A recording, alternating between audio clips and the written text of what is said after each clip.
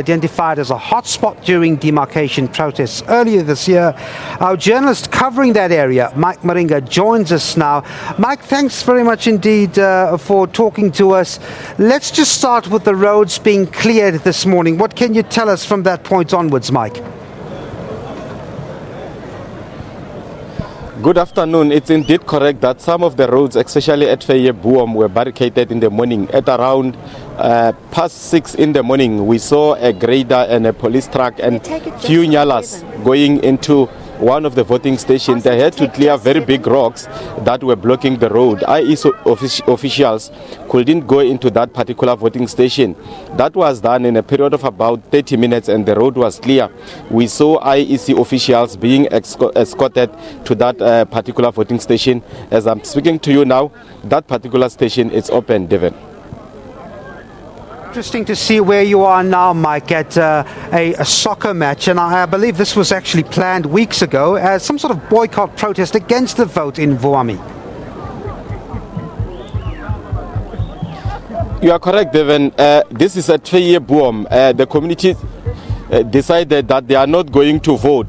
What they did is that they arranged a soccer match, and we saw today, this afternoon at around 12 o'clock, they started playing. We had bakegula, old ladies who are running around the field. As I speak to you, they are playing now. But looking at all the 3 voting stations that are here, none of them are open. It's a total boycott of elections here at Vyeboom. Minister Van Rooyen was here trying to check at the stations, and one of the stations that is not far from where we are, it's locked. There were 3 padlocks on the gate. IEC officials are expected to operate from the gate, and they couldn't go in. And as we speak now, they are there. They are waiting for the first person to cast a vote, and it's not happening, Devin.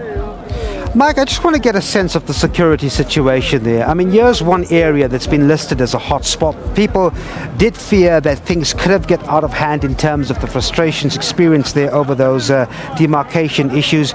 We understand Des Van Rooyen, the corporate governance minister, was there this morning. What was the reason for his visit? Look, when we spoke to Minister Van Rooyen in the morning, he indicated that he's only here to monitor the situation, to check if people are voting, especially after signing that agreement with the chiefs that there will be peace here.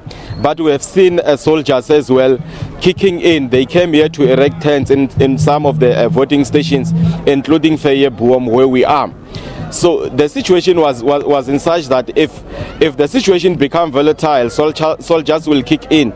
But because the Vyeboom residents have resorted to playing soccer instead of clashing with police, soldiers have swiftly moved in. And from where we are now, at a distance of about 300 meters, there's a bus full of police officers who are monitoring the masses that are here.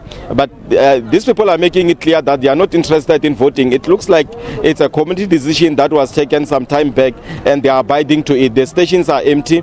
The only thing that you see there is IEC officials, Devin. Just to wrap up, Mike, so I mean, what you're telling me, it looks like we will see quite a staggering outcome in terms of the numbers here. In some cases, almost zero in terms of votes. It will be very interesting to see what the numbers do tell us at the end of the week.